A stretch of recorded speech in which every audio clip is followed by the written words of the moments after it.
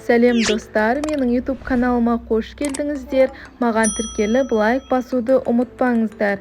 Бүгін сіздермен өте керемет болып шығатын печенье булочкидің рецептісімен бөлісетін боламын.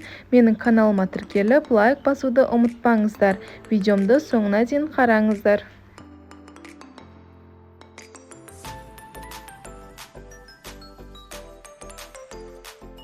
Ең алдымен қамырын дайындап алатын боламыз. Ол үшін бізге бір кесе айран керек. Айранымызды ыдысымызға құйып, үстіне содамызды салып, айранымызды көпіртетін боламыз.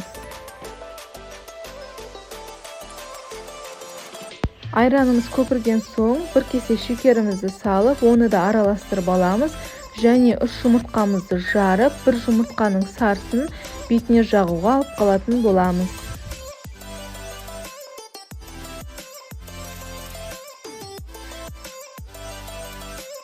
Бөлме температурасына тұрған сары майымызды ыдысымызға салып езетін боламыз, және ұнымыз бен қопсытқышымызды салып жұмсақ қамыр илейтін боламыз.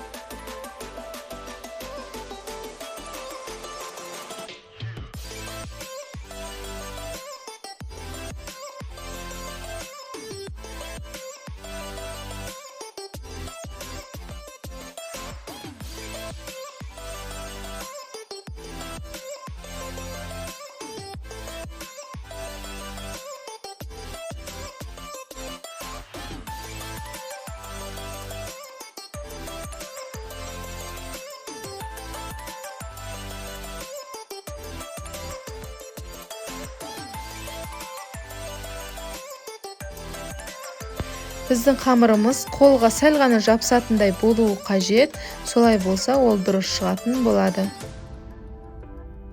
Ал енді салмасын дайындайтын боламыз. Ол үшін бізге ұн қажет болады. Ұнымызға сары майымызды қолымыздың көмегімен езетін боламыз. Және езіп алған соң үстіне шекерімізді салып, барлығын жақсылап араластырып аламыз.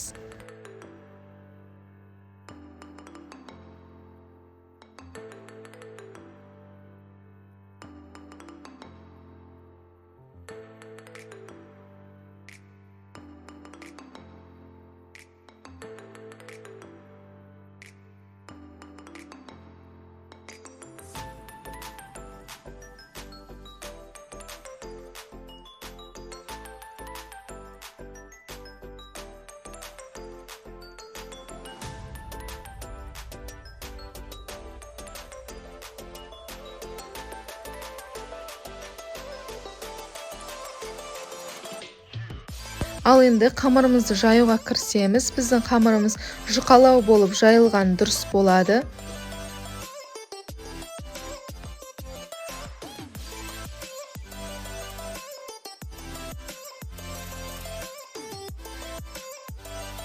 Қамырымызды жайып алдық. Ал енді үстіне жаңағы дайындап қойған салмамызды біркелкі қылып салатын боламыз, және шетінен бастап орайтын боламыз.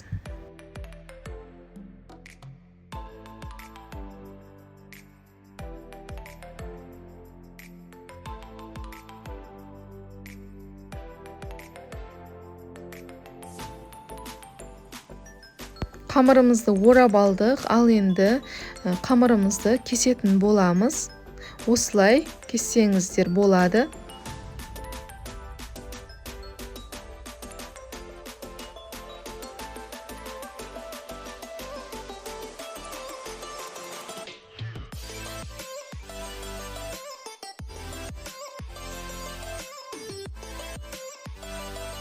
Кесіп болған соң табамызға орналастырып аламыз. Орналастырып алған соң жаңағы бетіне жағуға алып қалған жұмыртқамызды щетканың көмегімен жағып, жаңағы салмасынан қалған кішкене ұнтақтарды бетіне сеуіп жібереміз.